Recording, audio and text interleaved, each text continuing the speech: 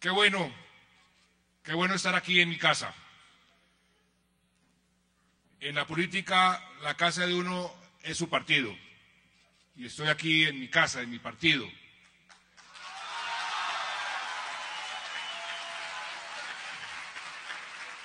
Recuerdo como si fuera ayer, hace 7 años, cuando un grupo reducido de personas se nos ocurrió fundar un nuevo partido. Fundar un nuevo partido para darle a Colombia y a la política colombiana una inyección de entusiasmo, de optimismo y de visión de futuro. Hace 7 años nos reunimos a diseñar ese partido. Me acuerdo con el senador Luis Guillermo Vélez, que en paz descanse, largas horas discutiendo el nombre del partido y cómo fuimos desechando unos y escogiendo otros hasta que finalmente llegamos al nombre que hoy tiene el partido de la U, el Partido Social de Unidad Nacional. Me acuerdo también el escepticismo que reinaba sobre esa idea que teníamos. Nos decían, ¿para qué se ponen a fundar un partido que eso siempre ha fracasado? Siempre son partidos de un día, flor de un día. Me acuerdo del escepticismo que reinaba en el entonces Palacio de Nariño. No estaban muy de acuerdo con la creación del partido de la U. Sin embargo, contra viento y marea, fuimos recorriendo departamento por departamento, municipio por municipio, e hicimos historia en esa famosa elección en el año 2006. Rompimos 154 años de bipartidismo. Historia la hicimos porque el pueblo colombiano creyó en las tesis del partido, creyó en lo que le estábamos ofreciendo, creyó en la oportunidad.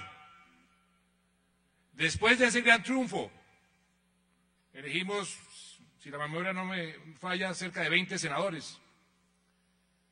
También decían, no, eso fue producto del entusiasmo del momento, eso fue producto de la coyuntura.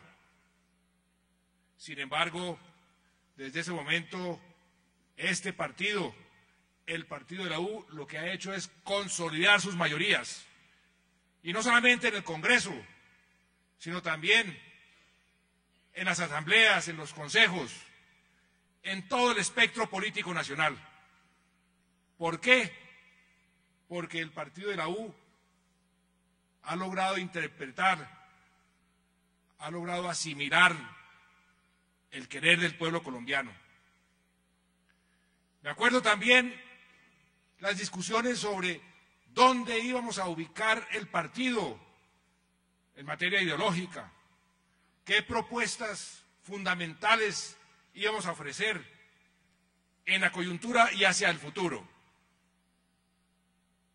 Yo les decía, aquí hay una gran oportunidad de aplicar unas tesis que yo he venido sosteniendo y defendiendo hace mucho tiempo, las tesis de la tercera vía, las tesis que rechazan los extremos, que se apoderan del centro, las tesis que dicen que el mercado hay que dejarlo operar hasta donde sea posible, pero que la mano del Estado tiene que ser firme y contundente cuando sea necesario. La tesis de la inclusión social, sobre todo en un país con semejantes problemas sociales como los que tenemos aquí en Colombia. Las tesis de empoderar al pueblo, a las bases, para que puedan manifestarse con toda amplitud, con toda libertad. Esas tesis fueron calando y fueron haciendo carrera y fueron recibiendo el respaldo cada vez más decisivo del pueblo colombiano. Elección tras elección, el partido de la U ha sido el partido mayoritario, el partido que se ha impuesto, el partido que ha resultado victorioso. Yo vengo a esta asamblea como un miembro más de este partido. No vengo aquí a un pugilato. Yo no vengo aquí como un rufián de esquina a demostrar que soy el que manda en el barrio. Yo no vengo aquí con resentimientos ni con odios. Yo no vengo aquí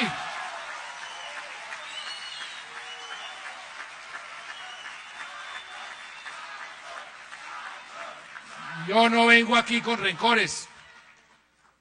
Yo llego a esta magna asamblea nacional de mi partido, del partido de la U, como uno más de sus miembros, como todos ustedes, como todos los que nos están escuchando en todas las regiones del país. Cómo me satisface, doctor Plinio, que esa modalidad que impusimos de las asambleas virtuales se estén repitiendo. Es una forma moderna de ir conduciendo y organizando algo tan importante como las asambleas de los partidos. Yo vengo como uno más de los miembros a construir futuro, a hablar de futuro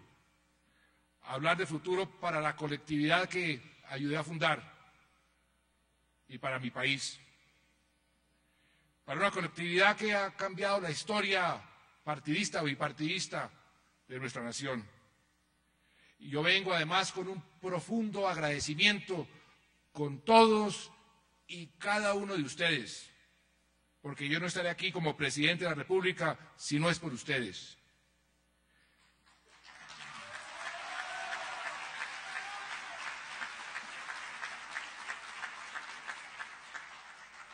Yo soy, y quiero reafirmarlo aquí ante ustedes, yo soy un hombre de partido.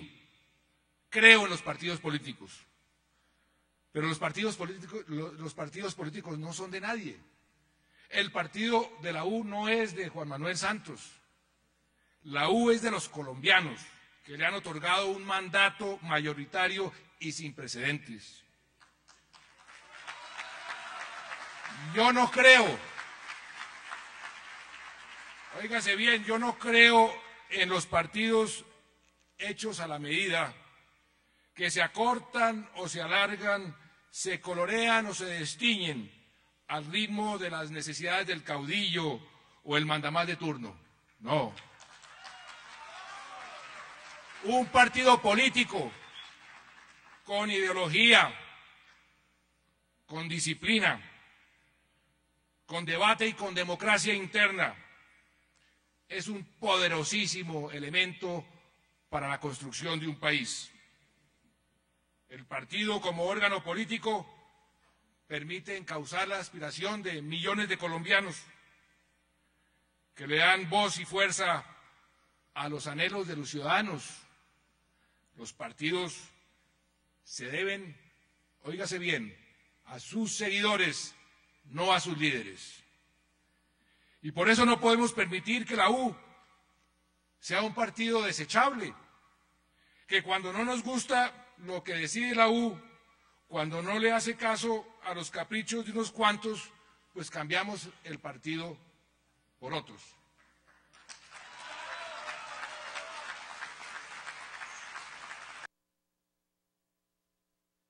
Controversia interna. Para eso están los órganos decisorios, para eso está la asamblea que hoy nos convoca. Es una doble moral venir aquí a hacer votos de fe y a rascarse las vestiduras, mientras debajo del poncho se prepara una puñalada contra nuestra colectividad. Por eso no quiero que se apruebe, amigos del partido, señores senadores, transfugismo. Hundamos eso en el Congreso. Y tampoco esa escisión de los partidos, también hay que hundirla. Los partidos hay que fortalecerlos. El partido de la U hay que fortalecerlo cada vez más. Y si hay discrepancias, que se diriman a su interior. Pero, ¿qué es eso? Que aquí en Colombia, el que no le gusta un partido, pues va y funda otro. Por eso la desorganización que tenemos en la política, que tanto daño nos ha hecho en el pasado. El partido de la U le ha cumplido a Colombia en estos 7 años. Y yo espero haberle cumplido al partido de la U y le seguiré cumpliendo. Yo sé que me han acusado de ser una especie de oveja o un lobo con piel de oveja y que llegué elegido con un mandato y que estoy ejerciendo otro. Gran y malintencionada falacia que solo puede estar inspirada en una soberbia o en algún apetito burocrático, si lo que he hecho es cumplir exactamente con lo que le prometí al pueblo colombiano.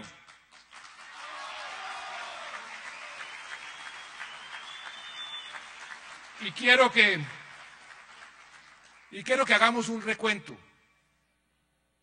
para que esto quede absolutamente claro. Que ustedes tomen los discursos cuando acepté la candidatura, cuando acepté la presidencia del partido, doctor Piño, cuando ocupé ese honroso cargo que usted está ocupando en este momento, cuando me eligieron presidente de la República, o todos los discursos de campaña, y hagan una doble en forma clara, clarísima, cómo hemos venido cumpliendo con el mandato que recibí del partido de la U y con el mandato que recibí de todos los colombianos. Comenzando por el nombre del partido. Cuando escogimos el nombre, la palabra social no era un simple adjetivo.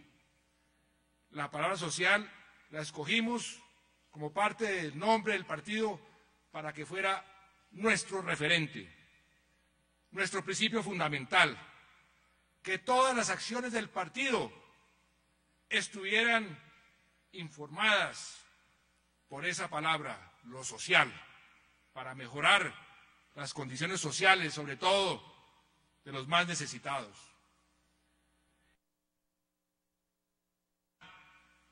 Tampoco fue una simple palabra que escogimos al azar. Fue una palabra meditada, discutida, analizada, donde concluimos que para tener gobernabilidad, y después de, en ese entonces, casi 200 años de historia, donde lo que había reinado en el país durante el tiempo más largo había sido la guerra, el conflicto, la polarización, un llamado a la unidad era lo que correspondía en ese momento y lo que corresponde para que el país pueda progresar, para que el país pueda tener gobernabilidad. ¿Y cómo nos ha servido esa gobernabilidad para lograr estos resultados que hoy podemos mostrar? En la parte social, voy a hacer referencia solamente a algunos de los resultados que hemos podido obtener en estos 26 meses de gobierno. En la parte de la educación, que es tan importante, con la que el partido está tan comprometido. Ustedes pueden decir que le dieron a los colombianos a partir del 1 de enero de este año educación totalmente gratis, a todos los niños y niñas de Colombia, del grado 0 al grado 11, para quienes quieran estudiar en los planteles oficiales. Es un paso importantísimo en eso de lo social. En materia de educación,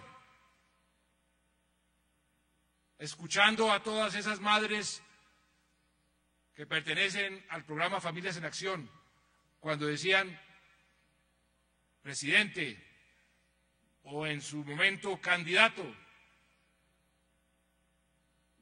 mis hijos o mis hijas hacen un gran esfuerzo y llegan y se gradúan de bachillerato y no tienen cómo seguir, cómo continuar sus estudios.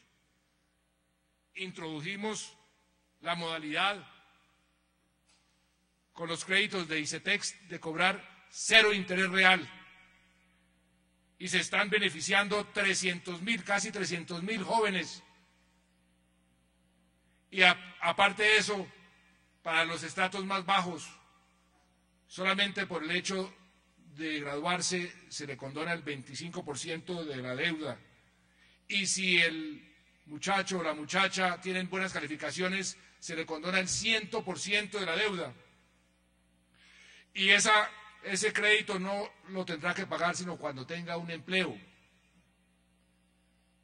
Es una ayuda enorme, pero nos quedamos cortos porque no teníamos más recursos y decidimos complementar ese programa con un programa que se ha denominado Jóvenes en Acción, a través del cual todas las niñas y todos los muchachos bachilleres que pertenecen al programa Familias en Acción, hasta un número de 120.000, podrán entrar a capacitarse en el SENA, tendrán un cupo automático y tendrán un subsidio de 200.000 pesos mensuales a partir del próximo 1 de enero. Esa es una conquista del partido.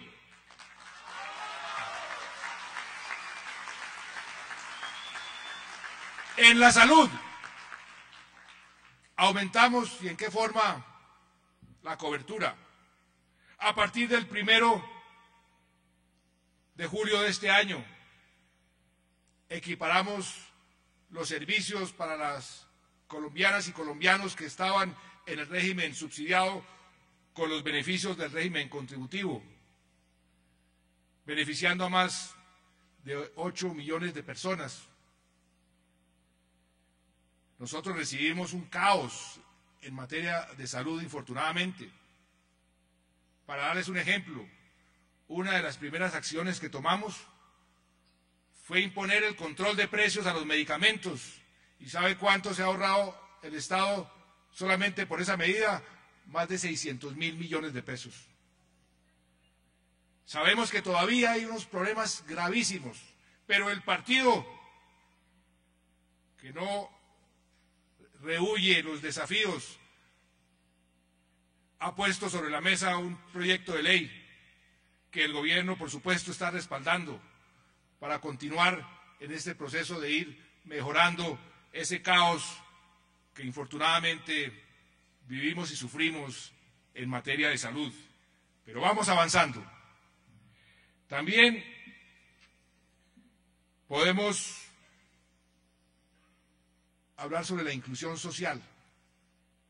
Creamos un departamento para ese fin, por las enormes desigualdades que este país infortunadamente tiene, por los altos índices de pobreza y de indigencia.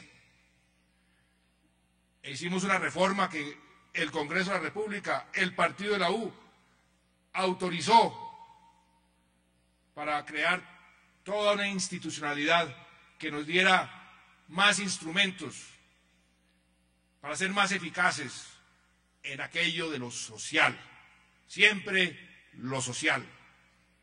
Y es así como hemos venido reforzando y mejorando los beneficios, por ejemplo, del programa Familias en Acción, que el propio partido de la U convirtió en ley de la República. Y en buen momento, para que el día de mañana algún mandatario que le dé por borrar ese programa, pues le quede imposible hacerlo. Pero no solo eso, sino que para el presupuesto del año entrante tenemos previsto aumentar el número de familias beneficiadas por ese programa en 300.000, para llegar a 2.6 millones de familias. Y los resultados en esa lucha contra la pobreza y contra la indigencia se están viendo. Se están viendo y el mundo lo está aplaudiendo. 1.200.000 colombianos salieron de la pobreza el año pasado. 674.000 salieron de la pobreza extrema el año pasado.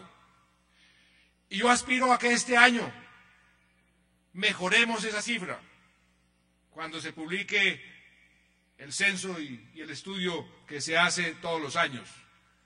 Y hay buenos indicadores.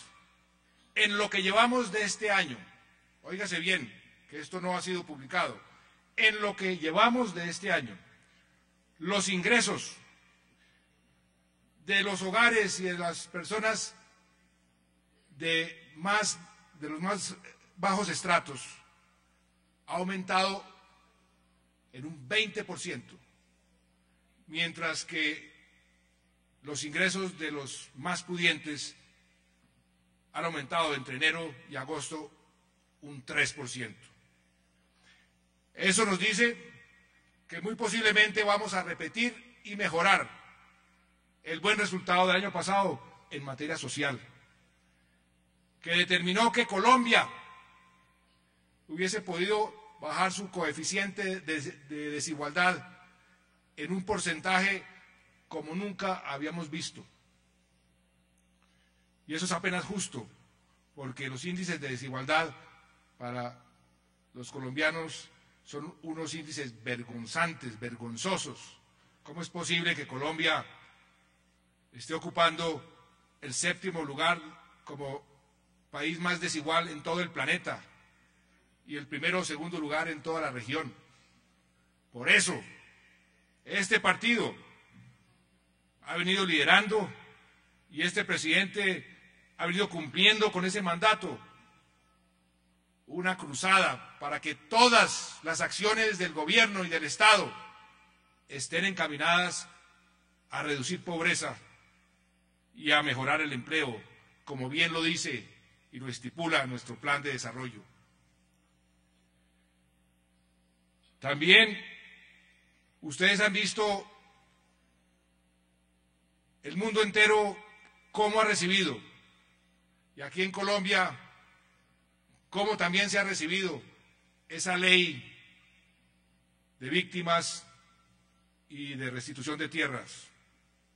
Ya este año nos habíamos puesto una meta para todo el año de reparar 110.000 víctimas.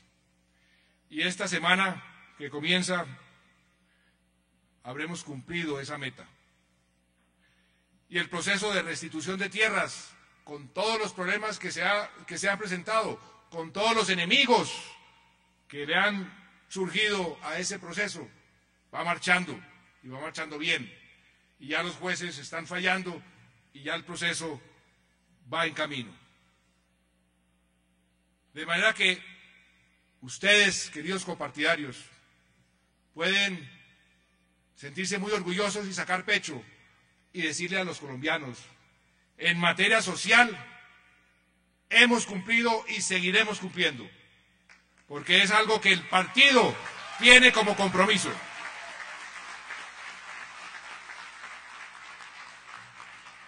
En materia económica, el país va por buen camino, marcha bien. En un mundo turbulento, donde en la mayoría de los países los desempleados crecen todos los días. Ustedes lo ven por la televisión.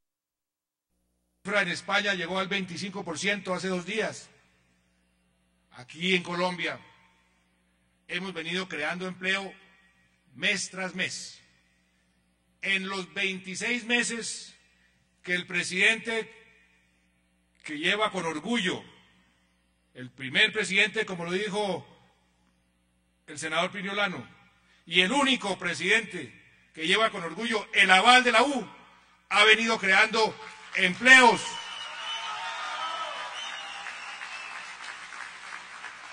Mes tras mes, durante 26 meses, sin una sola excepción, y hemos acumulado la creación de más de 2 millones de empleos.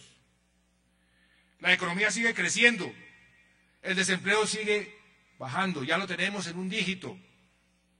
Estamos haciendo todos los esfuerzos para que el ciclo, cuando suba otra vez el desempleo, no suba por encima del 10%.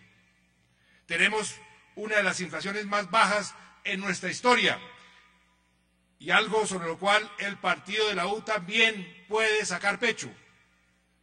Hay un índice que llaman los economistas el índice de la miseria, y es cuando se suma el desempleo con la inflación. ¿Por qué es tan regresiva la inflación? Porque la inflación aumenta el valor de los activos. ¿Y quién tiene activos? Pues los ricos. Pero le roba el poder adquisitivo a quienes solamente tienen un ingreso, que son quienes, los más pobres. Por eso, entre más baja la inflación y más bajo el desempleo, menos miseria. Pues bien, si sumamos el desempleo último con la inflación última del mes de agosto, tenemos el índice de miseria más bajo en nuestra historia, y eso es gracias al partido de la U. El más bajo de nuestra historia.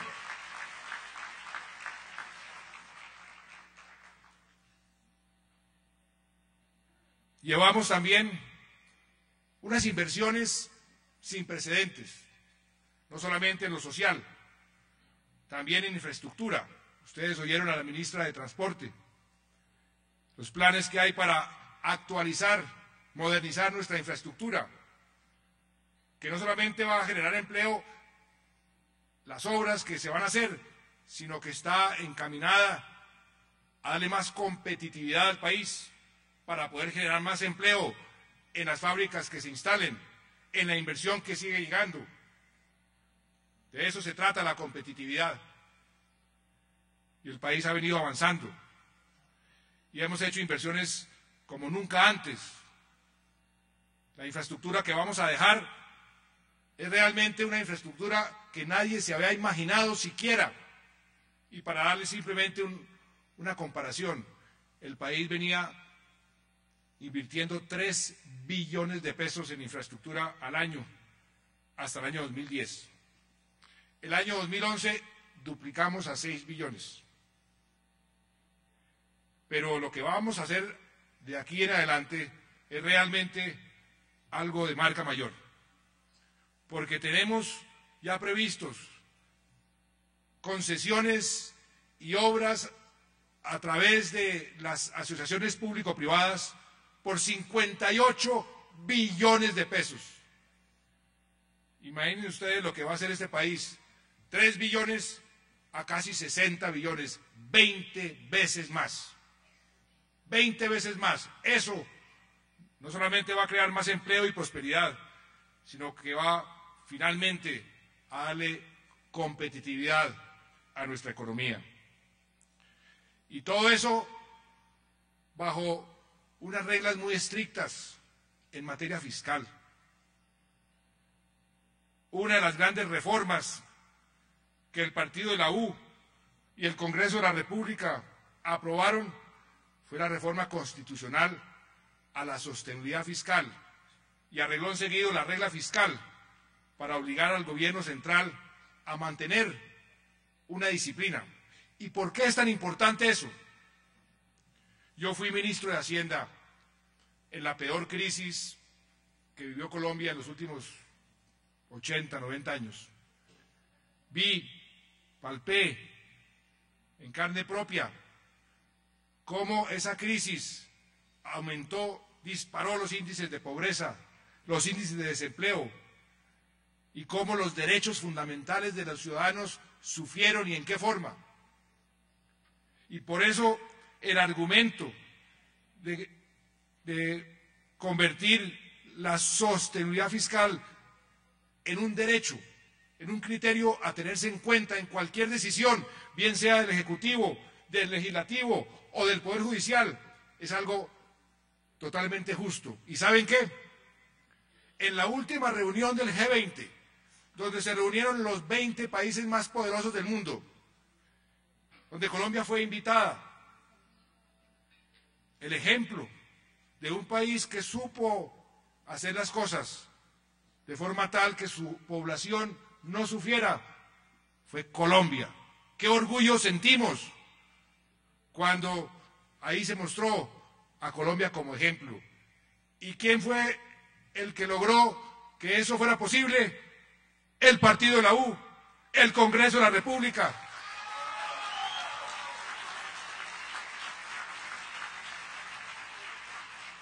Y es por eso que Colombia hoy, en este momento, tiene uno de los índices más bajos de riesgo en los mercados internacionales. Cuando salimos a financiarnos, a vender bonos soberanos, bonos colombianos, bonos de los colombianos,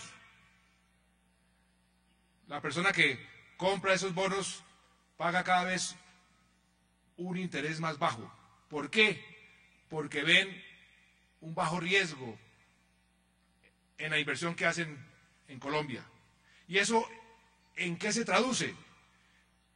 En un costo de capital menor para todos los colombianos, en mayor crecimiento de la economía y por ende en mayor empleo y en mayor prosperidad.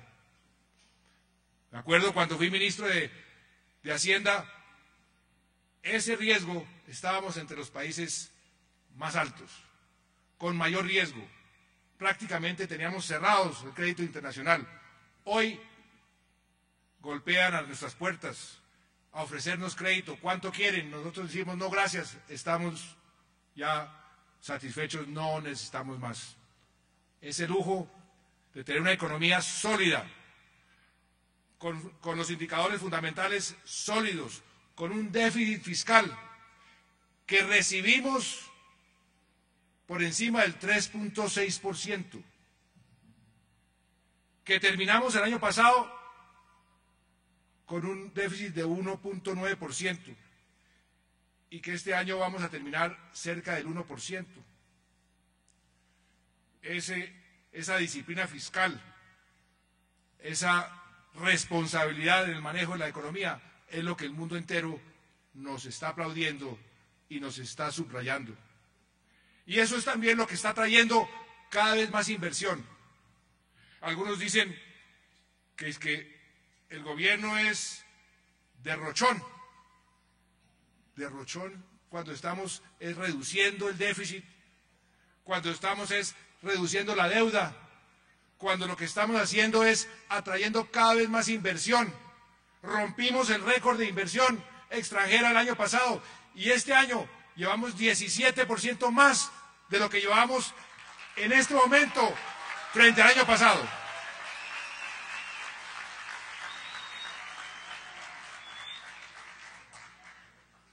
En eso de la inversión, otra gran reforma, justa, por eso la hemos llamado la reforma de la equidad, que es la reforma de las regalías, con unos fondos con destinación específica en las regiones más pobres, en las regiones más necesitadas, para repartir esas regalías de forma más equitativa. Nadie hubiera pensado que eso fuese posible. Eso fue posible gracias al partido de la U, gracias al Congreso de la República. Y eso, sus efectos no han comenzado a verse todavía, comienzan hasta ahora a verse, pero van a ser efectos que van a tener una gran repercusión en esa palabra mágica, partido social, en lo social. Otro frente donde Colombia hoy puede sacar pecho, gracias al apoyo del partido de la U, gracias a que ustedes han venido apoyando estas políticas, es en el escenario internacional. Ustedes saben perfectamente que éramos la oveja negra, estábamos aislados, nos ponían visas en todas partes, llegábamos a los aeropuertos y lo primero que hacían era requisarnos. Ustedes son colombianos, desnúdese ahí. Así era que nos trataban. No nos invitaban a las grandes conferencias. Pues todo eso cambió. Todo eso cambió por un cambio en el estilo, en la forma de hacer la diplomacia, en introducir un elemento fundamental que se aplica inclusive en los matrimonios, en las amistades, en las empresas, en los países, el respeto por las diferencias. Así fue como yo hice las paces con el presidente Chávez, con quien tengo enormes diferencias.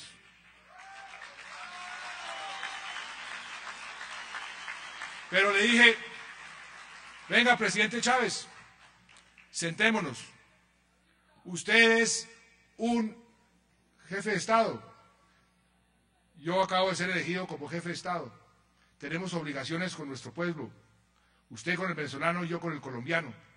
Hay muchas cosas que podemos hacer en común.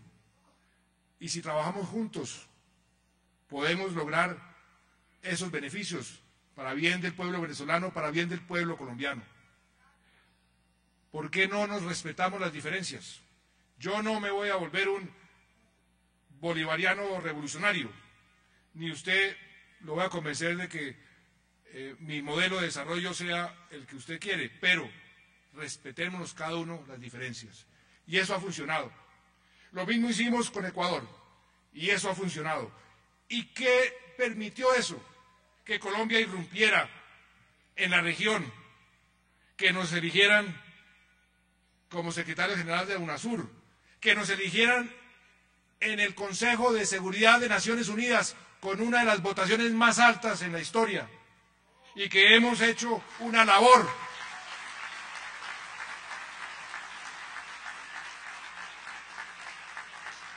y que a Colombia la invitaran a esta reunión que les conté del G20, y que a Colombia la consultan, que a Colombia la tienen en cuenta, que en la gran cumbre de Río +20 fue la propuesta colombiana sobre los objetivos de desarrollo sostenible, la propuesta que se impuso, la que salvó esa cumbre.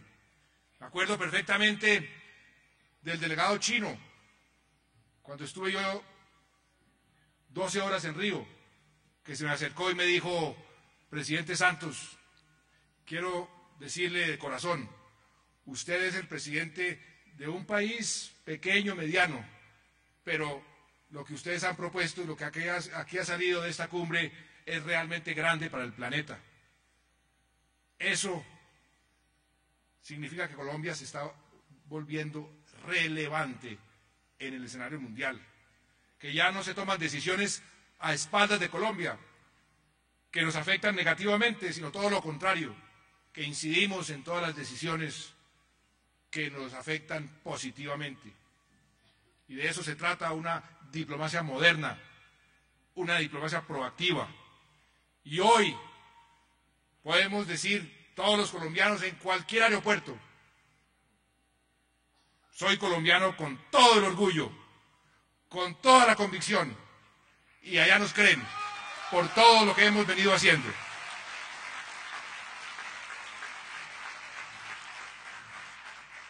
También en nuestro plan de desarrollo, acuérdense ustedes, pusimos 3 puntos fundamentales. Menos pobreza, y vamos avanzando. Más empleo, y vamos avanzando. Y más seguridad. Ustedes escucharon al ministro de Defensa, y quiero simplemente decirles a ustedes, porque es crédito de ustedes, partido de la U. El primer ministro que tuvo el partido de la U, con el aval del partido, en la cartera de defensa fue este servidor. Y llegué yo orgulloso representando el partido de la U. Y solamente hagan un pequeño repaso a la historia. ¿Cuándo comenzó el viacrucis de la FARC? ¿Cuándo comenzaron a caer los miembros del secretariado? ¿Cuándo comenzó las FARC a debilitarse en forma acelerada? En ese momento, cuando llegamos como representantes del partido de la U.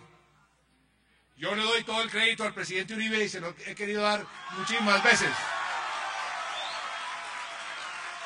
Pero ustedes, el partido de la U, tienen que ser conscientes que desde ese momento hasta hoy, desde el año 2006 hasta hoy, los golpes que se han dado han sido unos golpes contundentes. Y en estos últimos 2 años, algunos han querido decir que estamos reversando la política, que estamos debilitando la seguridad. Pero infortunadamente los indicadores y los hechos muestran lo contrario. Ya ustedes escucharon, el número 1 de las FARC, out. El número 2 de las FARC, el Mono Jojoy, out. Los cabecillas de frente, llevamos en este año solamente cerca de 21. 21. Eso no se ha visto nunca en la historia. El número de personas capturadas, nos fuimos detrás de las milicias, nos fuimos detrás de las madrigueras. Yo lo digo como antiguo ministro de Defensa, antes no lo habíamos hecho porque no teníamos los hombres, no teníamos las capacidades, hoy las tenemos. Y si ustedes le preguntan a cualquier oficial, a cualquier general o a cualquier almirante, pregúntenle a cualquier almirante de la Armada, ¿cuándo ha estado la Armada en mejores condiciones en su historia? Le van a responder, nunca. ¿Cuándo ha estado la policía en mejores condiciones y mejor capacitadas? Nunca. ¿Cuándo ha estado la Fuerza Aérea mejor capacitada, con más aviones, con más capacidad de ataque? Nunca. ¿Y cuándo ha estado el Ejército mejor capacitado, con más personal, con mejor entrenamiento y con más resultados? Nunca. Yo tengo mi hijo en el Ejército, está de lancero, y no hay tal que es que la tropa está desmoralizada. Me dice, papá, aquí lo que hay es entusiasmo, aquí lo que hay es ganas de seguir luchando.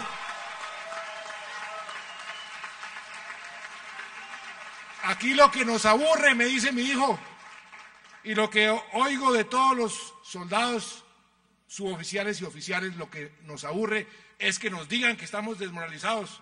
¿A cuenta de qué? Si estamos dando los mayores resultados que ha dado el Ejército en su historia. Eso es. Y es por eso, esa capacitación, esas mayores capacidades que tienen, no solamente de capital humano, sino capital físico, gracias también al apoyo del partido de la U. A todo lo que le ha llegado al partido de la U, el partido de la U lo ha respaldado. Y eso es lo que nos ha llevado a pensar en la paz. Eso es lo que nos ha llevado a la fortaleza y los golpes contundentes y la acción de nuestra fuerza pública, de nuestros soldados de tierra, mar y aire, de nuestros policías, que han venido avanzando sin tregua, sin cuartel. Eso es lo que nos tiene en este momento en un proceso de diálogo. ¿O ustedes creen que si estuviéramos perdiendo, si estuviéramos retrocediendo, estos señores de las FARC iban a ser tan ingenuos de entrar en un proceso cuando estaban ganando? Por Dios. ¿Y qué fue lo que hicimos? No hicimos nada diferente queridos corpartidarios, de continuar lo que el gobierno anterior había iniciado. Es algo que a veces se les olvida inclusive a los propios miembros del gobierno anterior. Durante 5 años estuvieron negociando entre Cuba y Caracas con el ELN. 5 años. Y ahora dicen, ¿cómo es que vamos a hablar con el terrorismo?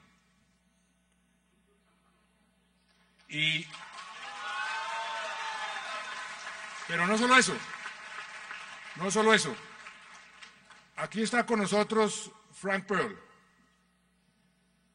Él era el comisionado de paz del gobierno anterior. Y él es testigo, y son testigos mucha gente, que el gobierno anterior hizo lo imposible para iniciar este diálogo. E inclusive llegó al punto de escoger 4 sitios donde se podrían conducir las conversaciones. Y le pidió al gobierno de Brasil que sirviera de garante e intermediario. Y hay cartas escritas en ese sentido. Y sin ninguna condición. Ahí no decían, cese el terrorismo o cese el secuestro. No, queremos hablar.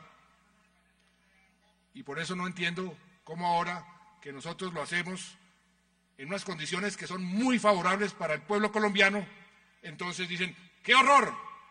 Están hablando con el terrorismo y hablando de una paz con impunidad. Esos son los sofismas que utilizan en la política quienes no pueden controvertir con hechos. Sofismas y falacias. La paz con impunidad. ¿Quién ha hablado de impunidad? Piedad, usted me ha oído hablar de impunidad, doctor Plinio, doctor Augusto. ¿Cuándo he hablado yo de impunidad? Todo lo contrario. Lo que hemos dicho es, aquí no habrá impunidad. Otra cosa es la justicia transicional. Esa discusión que el pueblo colombiano tiene que asimilar. ¿Dónde traza uno la raya entre justicia y paz? Y uno le pregunta a cualquier víctima, ¿dónde la traza? Siempre esa víctima va a decir, quiero más justicia. Pero le pregunta a uno, a una futura víctima, ¿dónde quiere que trace esa línea? Le va a decir, un poquito más a la izquierda, más paz. Yo sacrifico un poco de justicia. Así ha sucedido en todos los procesos de reconciliación en el mundo entero, en el planeta. No hay fórmulas diferentes a esas. Y hemos entrado en este proceso totalmente claros en lo que vamos a negociar y lo que no vamos a negociar. Y hay una agenda que se convino y que se firmó, y nos vamos a ceñir a esa agenda. Pero ahora dice, no, están negociando la inversión extranjera, están negociando el modelo de desarrollo. No, le hemos dicho clarísimamente a los alzados en armas que si quieren cualquiera de esas aspiraciones, que dejen las armas y que cuando ganen las elecciones, si es que las van a ganar, propongan eso en el Congreso de la República o en algún consejo o en alguna asamblea. Pero armados no. Y eso es algo totalmente claro y diáfano.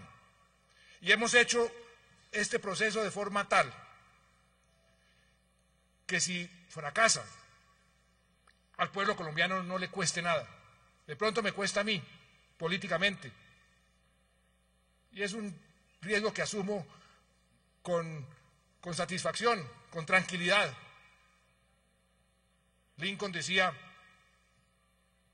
hay que ensayar las buenas causas, y así uno fracase, le queda la tranquilidad mental de que por lo menos ensayó. Si vemos que esta gente está dispuesta a dejar las armas, como lo firmó en el documento, ustedes se imaginan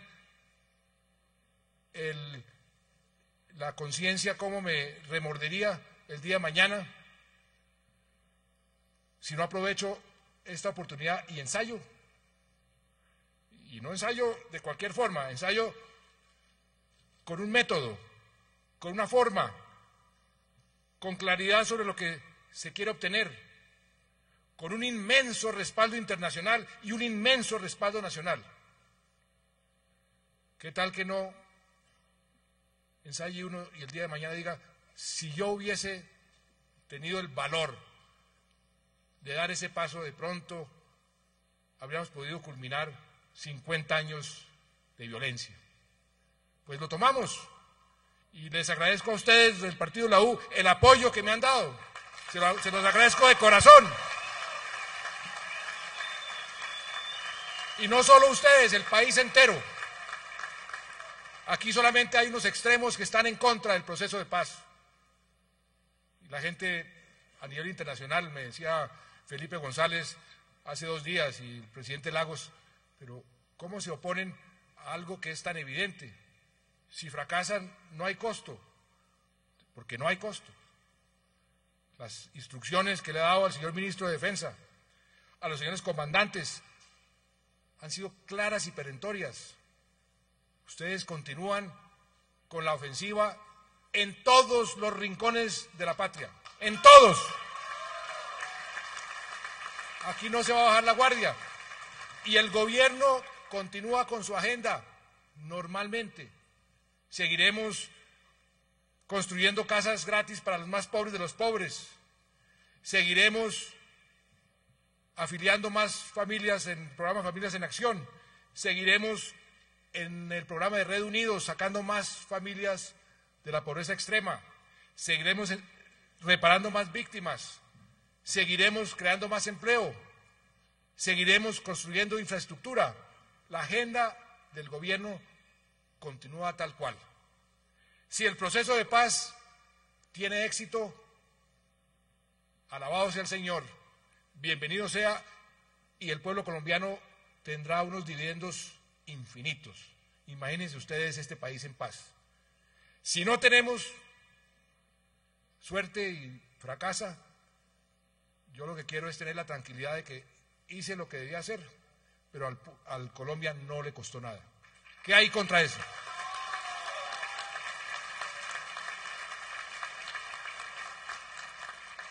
Y quiero finalizar refiriéndome a 2 temas específicos. El primero, otro logro del Partido de la U, que es un logro importantísimo. Lo hablaba al principio, la gobernabilidad, la consolidación de nuestra democracia. La democracia, como lo decía ese gran dirigente británico, Winston Churchill, decía, la democracia es el peor de todos los sistemas, pero excluyendo a todos los demás. La democracia siempre tiene que ser un proceso de mejoramiento continuo porque las circunstancias van cambiando. El efecto de las redes sociales en la democracia hoy en día, el efecto de los twitters en la democracia hoy en día, todo eso se va a tener que ir asimilando. Son fenómenos nuevos, pero sí hay también unas reglas de oro que han sido clarísimas desde el principio. La necesidad de tener armonía entre los poderes públicos, la necesidad de tener un entendimiento en el Ejecutivo y el Legislativo y el Poder Judicial, las Cortes, porque yo repito con mucha frecuencia, la democracia es como un arado jalanado por 3 bueyes. Para poder arar, los bueyes tienen que caminar en la misma dirección y más o menos al mismo paso, manteniéndose independientes, pero buscando los mismos objetivos. Colombia, afortunadamente, en estos últimos 2 años ha logrado esa armonía.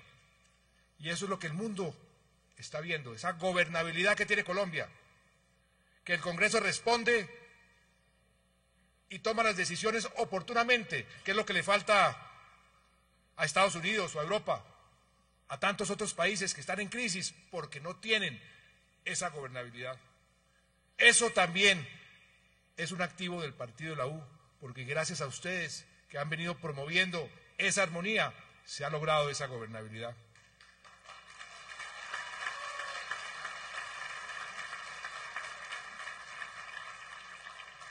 Y quiero referirme finalmente a un tema de coyuntura, el tema de la reforma tributaria. La reforma tributaria no era necesaria. No era necesaria desde el punto de vista de los ingresos del Estado. Como les decía, vamos bien.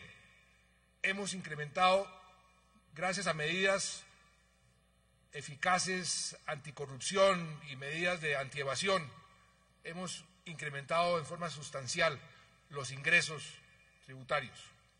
Y por eso hemos logrado combinar mayor inversión. Este presupuesto que el Congreso de la República aprobó tiene la inversión más alta de la historia de Colombia. Una inversión además que está enfocada primordialmente a lo social. Y en este presupuesto crecieron más los recursos de inversión que los recursos de funcionamiento. O sea que no hay tal que se estén desbordando los recursos de funcionamiento, todo lo contrario. Pero no hay necesidad de más recursos.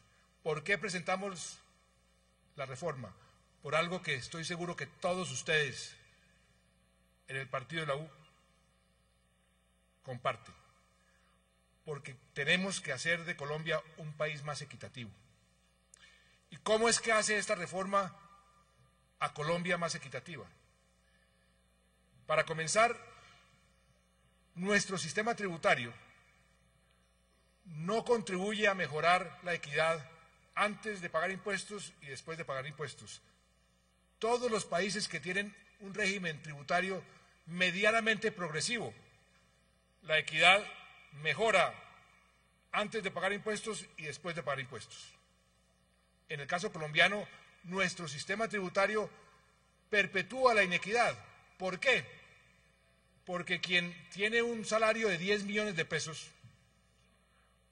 o de 12 millones de pesos, o de 8 millones de pesos, acaba pagando menos que la persona que gana salario mínimo, o que gana 1 millón de pesos, o que gana 1,5 millones de pesos, o que gana 2 millones, o que gana 3 millones, o que gana 3,5 millones de pesos. Pagan menos los que ganan más, y eso es inequitativo. Y esta reforma simplemente corrige ese aspecto. ¿Cómo lo corrige? Todas las personas que ganan entre 0 y 3,350,000 pesos no van a pagar un solo centavo. Antes pagaban por la vía de la retención o por otras vías entre 4 y el 6%, pues van a pagar 0.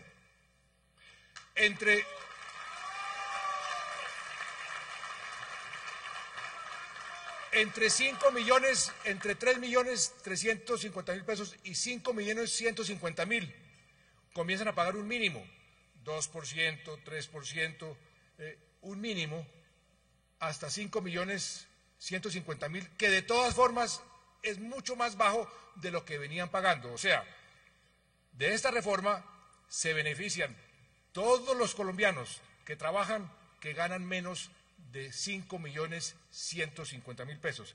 ¿Que saben ustedes qué porcentaje de los que trabajan representa esa franja entre 0 y 5,150,000 pesos? El 99% de la gente que trabaja. Eso se van a beneficiar. De ahí en adelante comienza una tablita muy moderada. 5, 6, 7, 10, máximo 15% como mínimo. 15% para una persona que gana 100 millones de pesos al año o 100 millones de pesos al mes es algo realmente justo. 15% es lo máximo que van a pagar en esa tablita mínima. El que gana 10 millones le va a tocar pagar el 8%, 80,000 de 10 millones. Es apenas justo. Es la contribución que hay. Y eso es lo que estamos buscando, simplemente mayor equidad. Pero, ojo, las personas que ganan más de 5,150,000, que pagan sus impuestos debidamente, no se van a ver afectadas porque están por encima de ese mínimo. Son una cantidad de colombianos, que son muchos, que usan toda clase de vericuetos y de deducciones y de trucos para pagar menos o pagar cero. A esos le estamos pidiendo que por lo menos pague ese mínimo de 5, 10, máximo 15. Eso creo que es algo totalmente aceptable y equitativo. Yo no sé por qué algunos están diciendo que es que vamos a castigar la clase media. Yo no sabía que alguien que ganara 15 millones de pesos es clase media. Yo creo que la clase media colombiana está un poquito más a la izquierda. Clase media colombiana yo lo considero una persona que comienza a ganar 3, 4 millones de pesos hasta 7, 8 millones de pesos, si acaso. Pero que no nos vengan a decir algunos de la extrema izquierda, uy, qué horror, el gobierno está gravando a la clase media. Falacia, no es cierto. Y nos dicen también, miren, le están reduciendo los impuestos a las empresas. Pero lo que se les olvida decir es que sí, le reducimos los impuestos a las empresas del 33 al 25%, pero simultáneamente les imponemos un impuesto equivalente a ese 8% que va a destinarse en forma específica al SENA, al ICBF y a la salud. Y aquí quiero dejar muy en claro lo siguiente. ¿Por qué hay tanta informalidad en Colombia? Porque usted le pregunta a cualquier empresario y le dice, es que es demasiado costoso enganchar gente. Porque no solamente tengo que pagar el salario, sino que tengo que pagar un sobreprecio. La contribución al SENA, la contribución al ICBF, la contribución a la salud, lo que llaman los parafiscales. Entonces hay una especie de impuesto al trabajo. ¿Qué estamos haciendo? Estamos reduciendo ese impuesto al trabajo y estamos gravando más bien las utilidades de las empresas. Reduciendo el impuesto al trabajo, más impuestos a las utilidades de las empresas. Eso es apenas justo. ¿Y qué efecto tiene eso? Aumentar en forma considerable el número de personas que entran al mercado de trabajo y que entran a la formalidad. Y hay quienes dicen, no, es que van a debilitar el SENA. No, señor. Si hay alguien que aprecie y que admire el SENA y el ICBF, es este servidor, que los he visto operando. Tan es así que lo que vamos a hacer es darle una destinación específica a esas utilidades de las empresas. Y yo quisiera que el partido de la U introdujera inclusive una cláusula parecida a la que introdujimos en la época de las transferencias, ponerle un piso, que de ninguna manera ni el SENA ni el ICBF reciban menos de lo que están recibiendo y por el contrario reciban todos los años más dinero por el papel tan importante que cumplen. Entonces, no se dejen engañar, no se dejen engañar. Aquí no estamos sino buscando con esta reforma más equidad, porque vamos a pasar, óigase bien, de ser el país más inequitativo de la región, con la reforma pasamos a ser más o menos estar en la mitad, estamos entre Chile y México, al lado de Costa Rica, en lugar de estar al lado de Haití, con esta reforma. Y no nos va a producir un centavo más, sino va a producir equidad y empleo formal, empleo seguro y sostenible. Eso no puede ser sino bueno para el país.